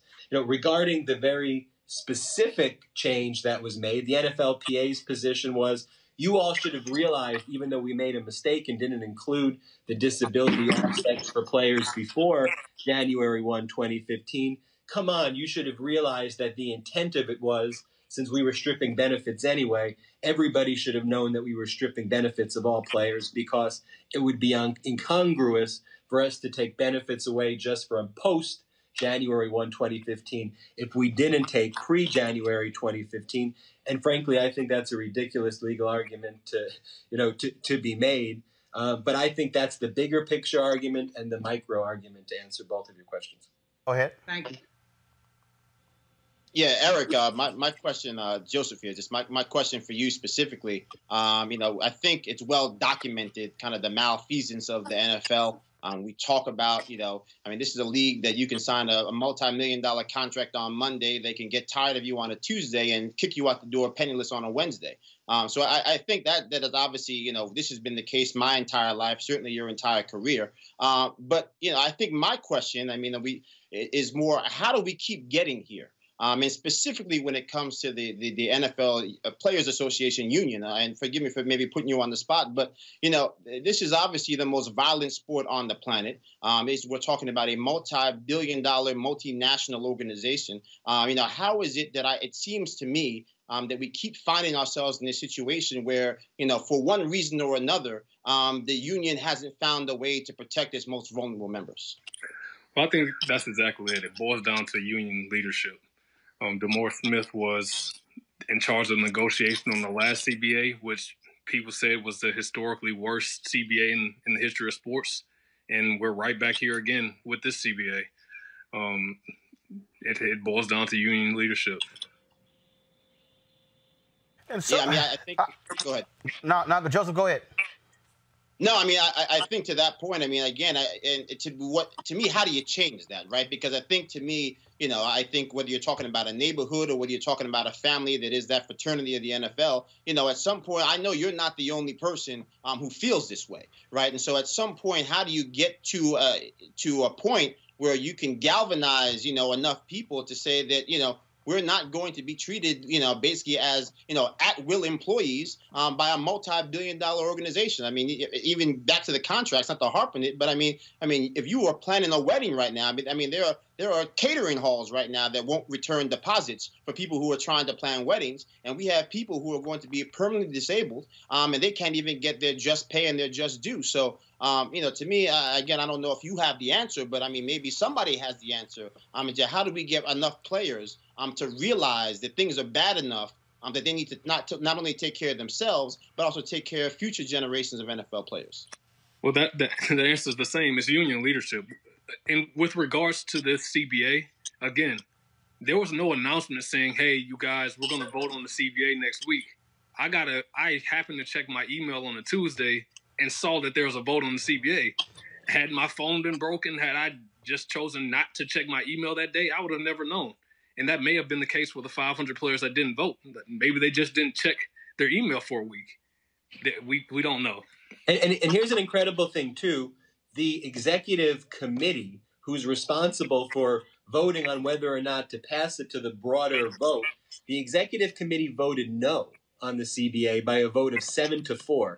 And regardless of the executive committee's vote no, it was still sent to the larger body to vote. And this wasn't a CBA year. 2021 was the CBA year. So a lot of players were frankly surprised that they had 10 days in the middle of a pandemic to have to sift through not only a 456-page document, but it references disability plans that are also hundreds of pages. So you're really talking about 1,000 pages or so in about 10 days, where the executive committee that was supposed to be the first line of protection voted no against this. And so what Eric and I have been doing is we've been battling, on the legal front, but we've also been battling by holding these town halls as we've both been quarantined at home, by bringing the wives of players and having wives of disabled players talk to us on a town hall style interview so that the executive committee and current players can say, wait a minute, and their wives can say, wait a minute, that's going to be me one day. And that's real life. And if I'm not going to be covered, that I should look out for myself in addition to these players. So it's a multifaceted approach that we have, but ultimately it is to protect the most vulnerable players in the sport who are disabled. And that's the most important thing to harp on over and over again. And that's who we want to protect. And time again, Eric Reed, who's on your program right now, has been proven right for standing on the right side of history. And he's going to be proven yet again to be doing that here. Eric, with your constant focus on this, whether we talk about on social media, raising these questions, bringing Ben in, have you heard from players who did vote yes, who said, dude, if I knew all of this stuff, there's no way I would have voted yes? So I've heard for one player in particular, Lorenzo Alexander, who sits on that executive committee, who voted. Well, actually, I don't know what he voted, but he's on the committee that voted no. he acknowledged that this was a mistake. He said that in an interview, but I've heard more so from players who are going to be affected by this.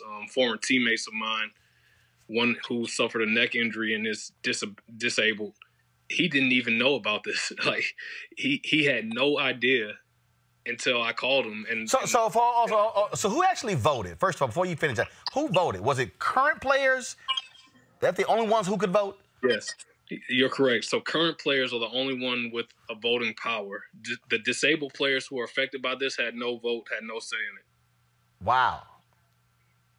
That's but I would think that, again, to your point, and it is quite interesting that email goes out and you only have 10 days to vote. Yeah, that's how it happened. Ben, you said it was supposed to be in 2021. Why was it 2020? It's a good question. And the Lorenzo Alexander, he was asked that question in an interview, and he said the owners presented him, because whenever the owners give you an offer, you should listen because it's probably going to be a good offer. Now, I've never heard of this style of negotiating before, of taking the very first offer you're given and believing that the owners are going to give you the very best, and that's why they're rushing a vote to you. So that's the explanation. Right. I mean, I remember reading that it was like, well, this is the best we're going to get. And I'm going, the first one is the best you're going to get? Yeah, it makes no sense. And it was set to expire in 2021. And, with social media, players have such a profound platform right now to directly interact with constituents and to let them know the issues of where they're being taken advantage by ownership, and to really rally support like never before. And none of that was used. I mean, it was literally out of nowhere. Boom, 456-page document, incredibly complex, legally dense. Wow. Tons of text. Vote. You got 10 days. Go. In fact, some of the players, after Eric put out his memo pointing out the critiques, wanted to change their vote, and then the NFLPA said you couldn't change your vote. They claimed that it passed by 60 votes, although I think that could be determined as well. I mean, we have to take them at their word on that as well. But we'll see. I mean, look, as I told you, I think it's a step in the right direction that they've at least acknowledged. Yet again, Eric is right, but as of now, it's just words. All right, then. Final question for you, Eric. I know you're a free agent. Do you expect to be on the team by the beginning of the fall season? Well, I hope so. Thus far, I haven't received any offers, but I'm still training and waiting for a phone call. I want to be clear, too. Eric set 2 franchise records last year. If you look at his pound-for-pound stats, he's literally at the top of the game right now. Right. That's why it was sort of confusing that you would have a great season like that, but then wouldn't get a phone call. Then again, we are talking about the NFL, where scrub quarterbacks can get huge contracts, yet Colin Kaepernick is still sitting at home. Ben, Eric Reed, gentlemen, we appreciate it. Thanks a lot. Thank you. All right, then. Folks, earlier we were talking about, of course, the case out of Georgia dealing with Mr. Arbery, who was shot and killed by 2 white men. I told you that Lee Merritt represents the mother of Mr. Arbery. Ben Crump represents the father. Ben Crump joins us right. Is he there? Okay. Was he on the line? I said we're going to go to him. Okay. Get him on the line. So what we'll do, we're going to go to a break, get Ben Crump on the phone. We'll come back, have a conversation with Ben Crump, and then also back half of this show, we'll talk to comedian Lunel, as well as our tech segment. All of that coming up right here on Roland Martin Unfiltered. You want to support Roland Martin Unfiltered? Be sure to join our Bring the Funk fan club. Every dollar that you give to us supports our daily digital show. There's only one daily digital show out here that keeps it black and keep it real as Roland Martin Unfiltered. Support the Roland Martin Unfiltered daily digital show by going to RolandMartinUnfiltered.com. Our goal is to get 20,000 of our fans contributing $50 each for the whole year. You can make this possible. RolandMartinUnfiltered.com. All right, so a lot of y'all are always asking me about some of the pocket squares that I wear. Now, Robert don't have one on. Now, I don't particularly like the white pocket squares. I don't like even the silk ones. And so I was reading GQ magazine a number of years ago, and I saw this guy who had this pocket square here, and it looks like a flower. This is called a shibori pocket square. This is how the Japanese manipulate the fabric to create this sort of flower effect. So I'm going to take it out and then place it in my hand so you see what it looks like.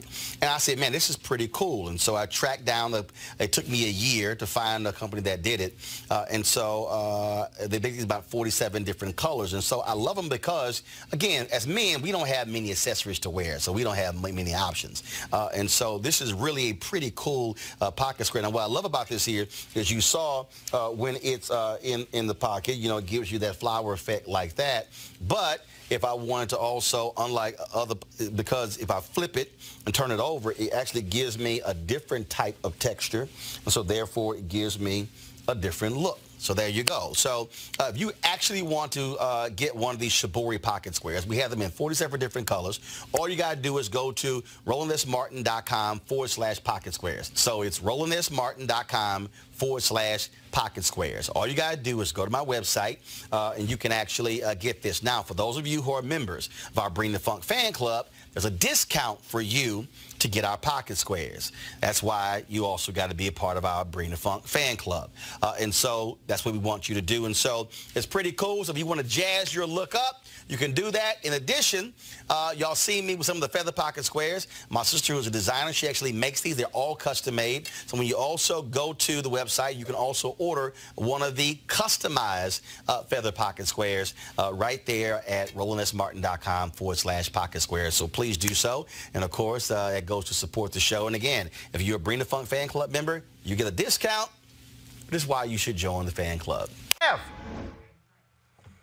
All right, folks, joining us right now is attorney Ben Crump, who represents the father of the black man shot and killed in February. Ben, glad to have you back on the show. Hey, thank you so much, Roland, always. We talked about this thing earlier, and again, the explanation being offered by these DAs makes no sense. Frankly, they are only moving. They're only taking into this action because that video got leaked. Absolutely, Roland. And you have to remember, Greg McMichaels, the father and this father-son duo who executed this young black man who was only jogging in broad daylight, was a detective for the district attorney in that district for 30 years. So you know he have a lot of relationships with the local law enforcement community, and I don't think they ever intended to arrest this gentleman until that video came out. And so in terms of what's next, now we have the Georgia Bureau of Investigation say they're launching an investigation. The DA said they're going to take it to the grand jury, but you can't impanel the grand jury until June. And so now you have other people who are calling for the feds to step in.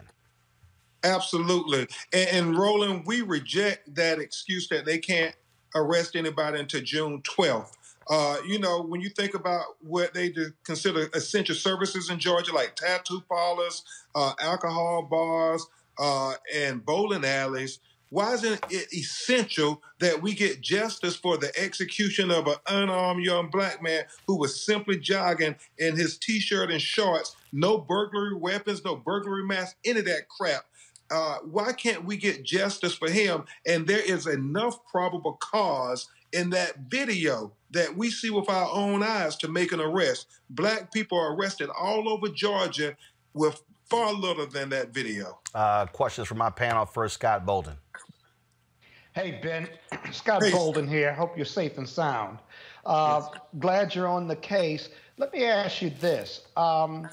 Is the judicial system or the grand jury system there, are they impaneled or at least available to be impaneled? Because you're right, Georgia is one of those states that's open and trying to be open. And here in D.C., you know, you have speedy trial requirements, you have grand jury requirements. The justice system can move when it wants to move. Would a panel be available? Could the justice system or the prosecutors move quickly to do that before June 12th? Scott, it's always good to hear you and your legal acumen.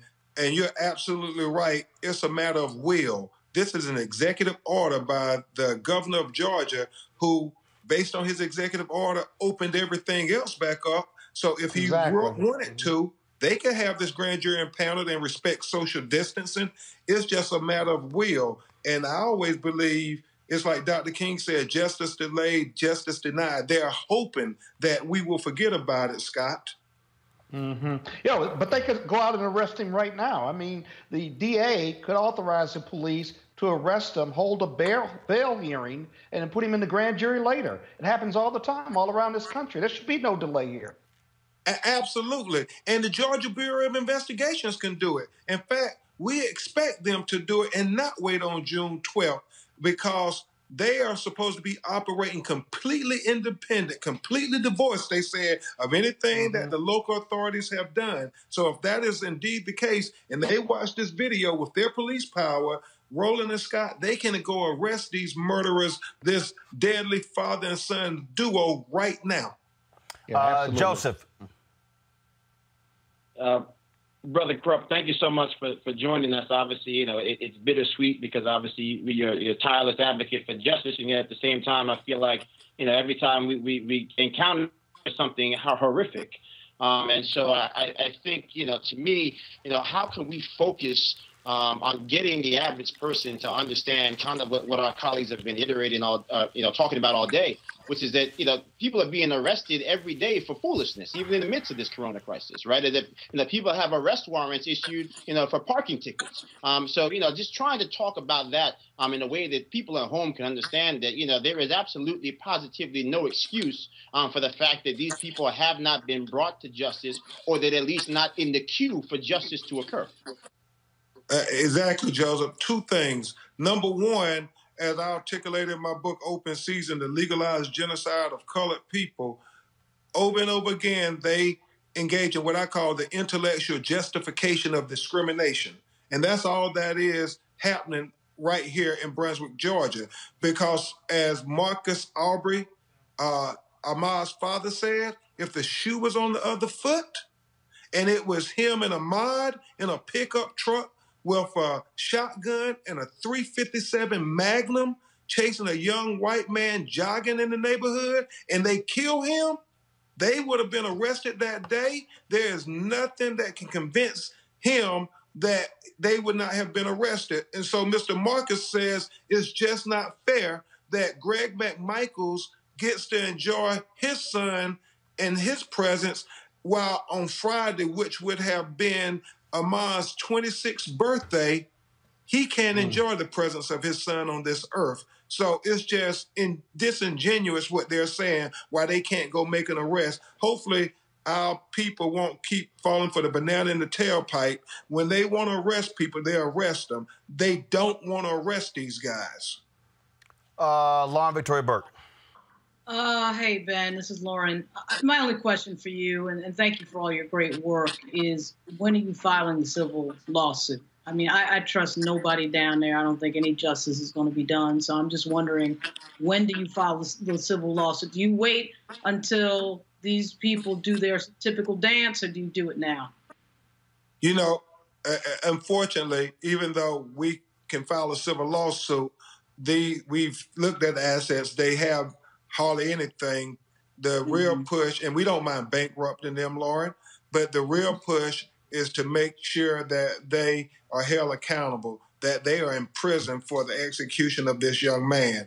And so if we don't get them to go forward with charges, we will certainly file a lawsuit, as Scott knows, to be able to get discovery to help bolster our position and gather evidence that otherwise we probably couldn't get, to say, you have this ground to arrest them, and you have this ground to arrest them, and you have this ground. You know, Roland, that we believe, as we observed that video, that was a single pump shotgun. And we believe that each time he shot that gun, he literally had to pump the gun. And we believe each time he shot that gun should be another charge for murder, because we think this case reeks of malice aforethought. When you get in a truck with a shotgun and a .357, you know, that's what they use to take elephants down when they escape the zoo, a shotgun. So to have that shotgun and say, I'm going to encounter this young black man, we think you had evil intentions from the beginning. All right. All right. Ben Crump, we certainly appreciate it, sir. And we'll keep following this story. Thank you so much, Roland Martin. Thanks a bunch. Also want to thank Scott Bolden, Joseph Pignon, Lauren Victoria Burke being on today's panel. Folks, we appreciate it. Thanks a lot. Thank you. All right. Thank you, Roland. All right, folks. Every week we feature a tech segment on the show designed to keep you up to date on the newest, most cutting-edge technology being developed by African Americans. Today, we're looking at Vyre Network with its president, Lamar Say. Lamar, how you doing? I'm good. I'm good. How you doing, sir? Doing good. great. Thank you for pronouncing the name right, too. So, first off, explain to folks, what exactly is Vyre Network? What is it? Vyre is a distribution outlet similar to a Hulu or Netflix, where we distribute everything from shorts and features to documentaries, TV shows. We also do live stream events, concerts, and things like that, and also music videos. So we're in over 107 countries right now. We're available on all major outlets from Roku to Apple TV to Android, iPhone, and so on. And so when you talk about the content, what type of content we're talking about, and you talk about like Netflix, but is this a monthly cost or is it free and open? No monthly cost. It's free. Everything is free. So we're ad-based. You'll watch a 30-second commercial before each piece of content. And yeah, that's pretty much how it's set up. We have, in addition to the films and movies, we also have about 10 or 11 channels, which range from hip-hop based to food to travel, family, kids, and so on. Obviously, OTT networks are really growing across the country. People are gravitating towards them. Cord cutting is significant as well. And so when did you get the idea to launch Vyre? About 2 years ago, my partner and I came up with the idea. We've been in music and entertainment for a long time. But about 2 years ago, we seen everything going over to streaming. And, it was just time. It was time to get into the new market. So, once things start to change in any industry, there always has to be companies that take that leap, into the next stage. So we wanted to be there. And you launched it. And how has your growth been? How many subs do you now have? We're in over 100, about 107 countries right now. We're heavy in China. We're real heavy in China for some reason. We're launching divisions in India, UK, Australia, and South America, which will have their own channel, to have their own curated content out of there. So its own films, its own shows, and so on. So yeah, we're expanding pretty quickly. So you talked about obviously being in those countries and being open access. In terms of what is the viewership like? What are your numbers been like since you launched? Well, we just officially launched November. We just went live, so we're just over 50,000 downloads. Mm-hmm. And so now is that now we say 50,000 downloads. They're not downloading shows. That's downloads of your app. That's downloads of the app. Yeah. Okay. Got it. Yeah. And so now that's the downloading of the app, but then also you're still able to see these. Well, also when you're on Roku or Apple TV, you're still downloading the app there as well. Yeah, exactly. Yeah. Okay. And you can also watch on the web as well. If you go to watchvyre.com, you can view everything through there as well. You said Vyre.com?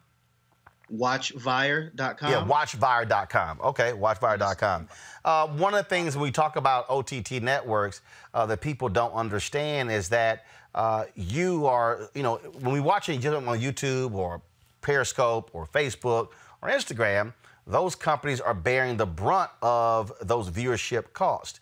And so when you talk about OTT, really you are, in terms of people who are actually watching that. That's something I think a lot of people don't quite understand about OTT. They just think, oh, I can just do OTT. It's like, yeah, but like that broadband one is consuming has to be paid for somewhere. Yeah, exactly. And we have a very good company that we partner with as far as our broadband. So we've never had any issues with that. What's the name of the company? Is it black owned? The company we go through? You know what? I don't know if the owner is black or not. I'm not sure. Okay. But now I will probably look that up now that you brought that to my attention.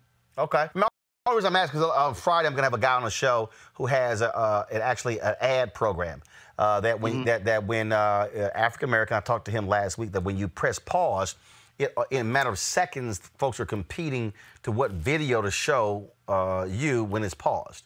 And so he saw some of my videos where I was talking about technology, the whole Teddy Riley Babyface deal, and some of the other videos. And so he hit me up. And so we're going to have him on the show Friday because we're going to test it. Actually, I said, fine, let's do a test next week.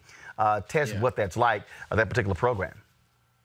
Oh, that sounds great. I'd love to check it out too. That sounds like something innovative. I'm open to, and us as a company, we're open to anything that's innovative and next level. There's always got to be somebody to do it. So that's cool. I'd like to know more. And last question for you.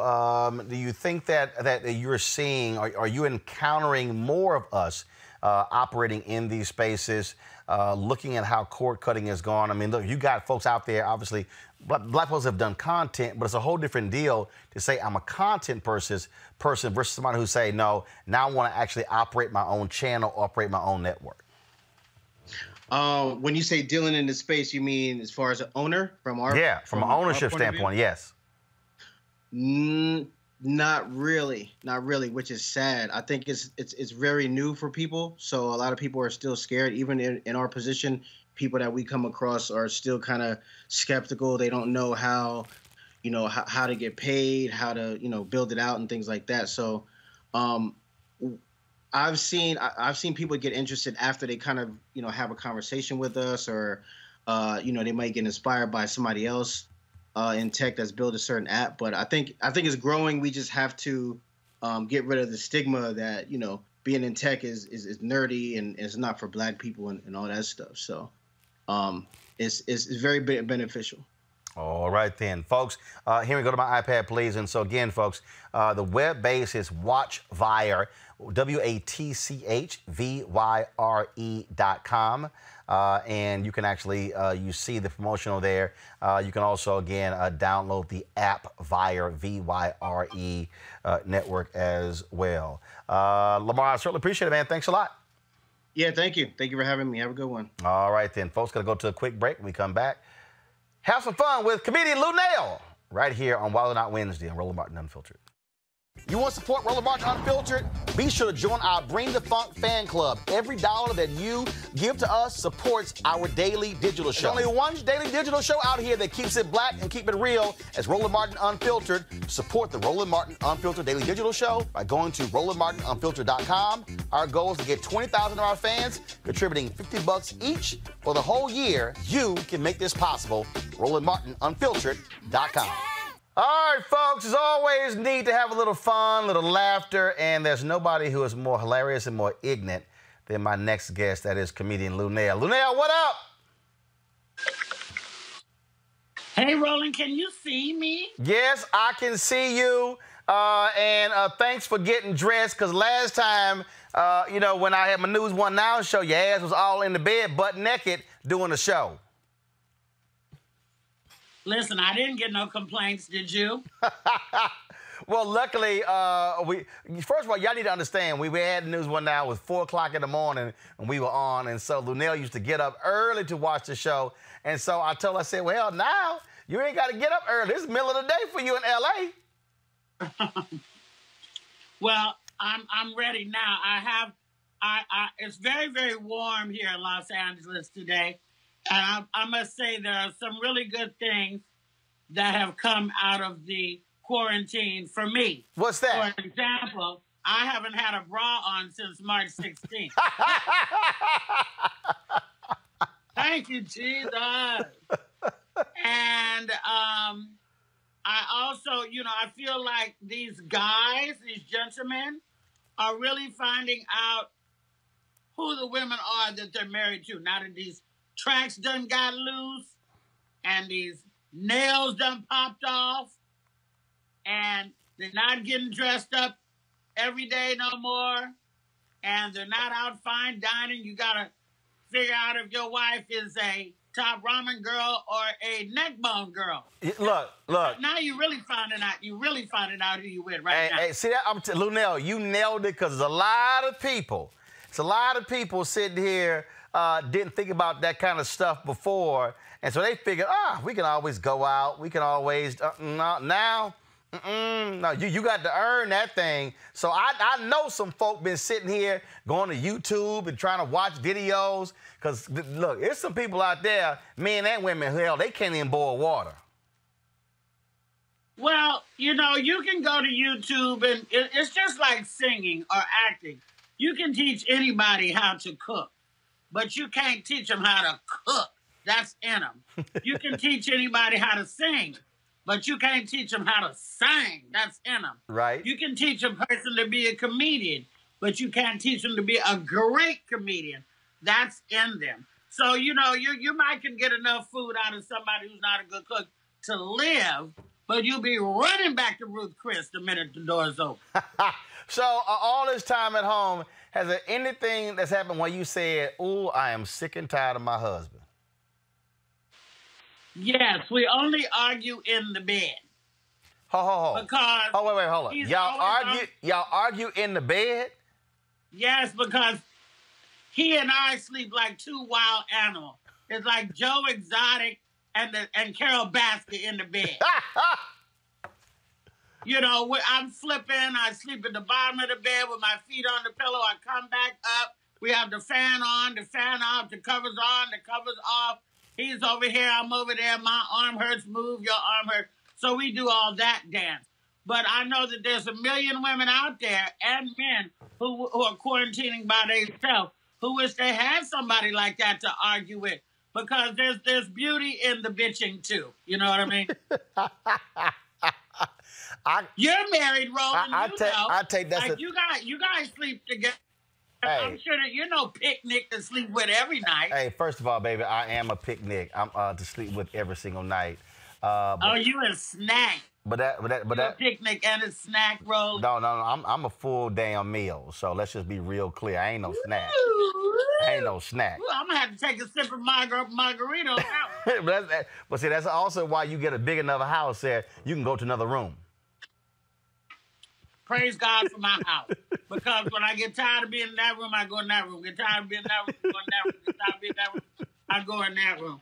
I got to tell you, though, this quarantine is the most rest I've had in my 30-year career. Right. Because when you're building a career, you got to go. You got to go. You don't even realize your back hurt or your knee hurt because you're going. I got to pack. I got to get on this plane. I got to be at this radio interview. 6 o'clock in the morning, 10 o'clock at night. You just going. And if you're a person in demand, like I am, you don't get no 2 months to lay up. Because, you know, the Bible says, a man who does not work does not eat. And I love to eat, and I don't mind working because I'm not digging no ditch. I'm not, driving no strangers around.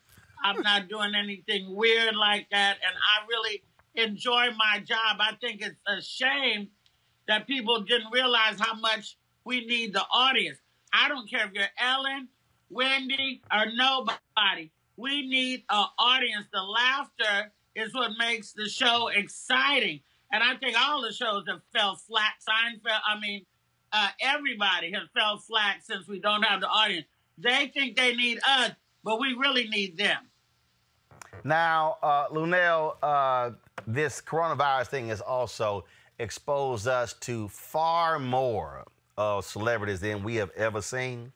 We got folk at the house. They doing interviews. They doing cooking demonstrations. They doing makeup stuff. What have been some of the craziest stuff you've seen some of these entertainers out of here have been doing? Well, I've done a lot of interviews from the bathtub. Video, audio. Video, baby. What you think this is? Come on now, Roland. Why the hell are you doing interviews from the bathtub? Because if it's 7:30 in LA and it's 10:30 in New York and I have an interview, I'm usually in the bathtub. But I don't show no areola or nothing like that. I just listen, my milkshake brings all the boys to the yard, hunty. I have not had no complaints about my bathtub interviews. I've seen a lot of, people are bored in the house and they're in the house bored. So that makes your creative juices flow. A lot of these people that are doing stuff on the internet now would have never thought to do this stuff and we were not confined at home. You know? We talking about Luenell's areolas. Okay, all right then. Okay, gotcha. Now I see your nails got did down that you do your own, cause it's a bunch of women out there losing their damn mind. You saw that woman who owned the nail shop owner in Dallas that threw her ass in jail for a week because she tore the order up. Then you had the mayor in Beaumont, Texas, who defied her own shelter-in-place order to go get her nails done. Well, I have not had my nails done since March the 7th. I just have a badass nail tech. But I told the people on my YouTube show today, Hey Luenell, that I did right before you, they have grown out. I haven't lost any stones. They're still beautiful. But I'm ready to let them go and let my nail beds breathe. If I wanted to get my nails did, I could, because my girl comes to the house. But I'm not a slave to my nails. I'm bad still, whether I got nails, whether I got lashes, whether I got a bra on. I'm the same Luenell. So I'm going to be, tonight, starting the process of cutting these suckers off, cutting them down, and within the next week, people will see me with no nails. And I'm still going to be, the original bad girl of comedy, with or without my nails. That's no doubt there.